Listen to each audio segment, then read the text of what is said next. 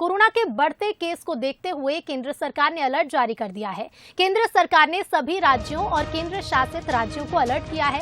दरअसल चीन, Japan, America और ब्राजील में कोरोना के केस तेजी से बढ़ रहे हैं। इसे लेकर केंद्रीय स्वास्थ्य सचिव ने सभी राज्यों को पत्र लिखा, जिसमें कहा गया है कि जितना भी संभव हो सभी पॉजिटिव केस के सैंपल्स की जीनोम सीक्वेंसिंग कराना जरूरी है और सैंपल लेकर जीनोमिक सीक्वेंसिंग की लैब में भेजें।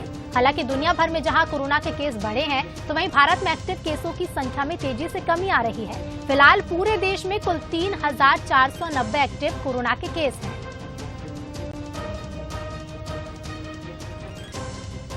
और इसी खबर पर हम और ज्यादा बातचीत करेंगे। हमारे साथ न्यूज हेड शरद द्विवेदी जी फोन लाइन पर जुड़ गए हैं। शरद जी, अन्य देशों में कोविड के केस लगातार बढ़ रहे हैं, जिसे देखते हुए केंद्र सरकार अलर्ट है, लेकिन ऐसे में सबसे ज्यादा जरूरत है कि हम लापरवाही न बरतें और पूरा ध्यान रखें।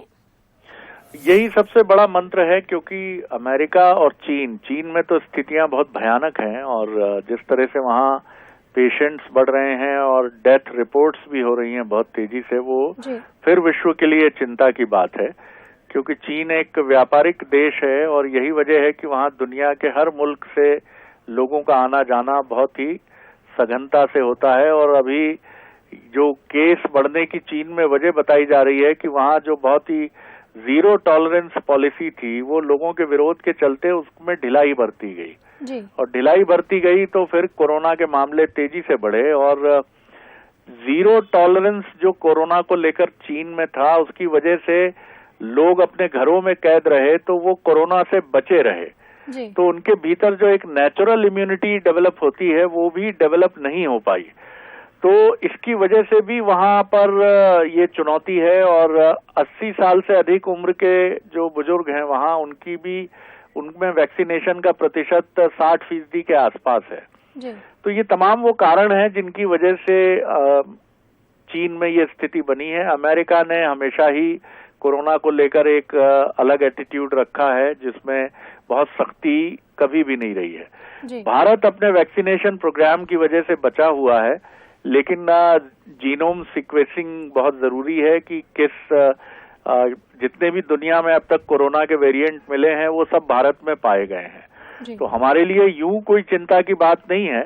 लेकिन अभी हिमाचल प्रदेश के नवनियुक्त निर्वाचित मुख्यमंत्री सुक्खू, जो दिल्ली प्रधानमंत्री से मिलने आए थे, वो भी कोरोना पॉजिटिव हुए हैं। तो ये बताता है कि कोरोना के मामले कम जरूर हैं भारत में, लेकिन कोरोना ने अभी भी पीछा हमारा छोड़ा नहीं है। तो सावधान रहने की बराबर जरूरत है।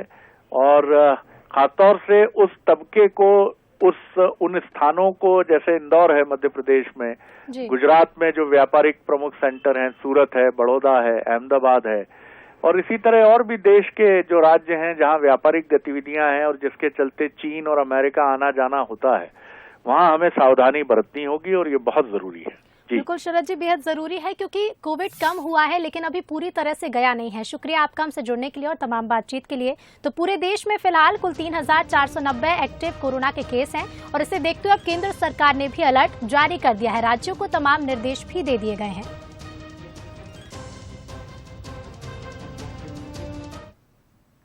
चीन में जीरो कोविड पॉलिसी खत्म होने के बाद केस दिनों में नहीं बल्कि घंटों में दोगुने हो रहे हैं। हालात इतने गंभीर हैं कि अस्पतालों के सभी बेड भरे हुए हैं, दवाएं नहीं हैं और जहां हैं वहां लंबी लाइन लगी हुई है।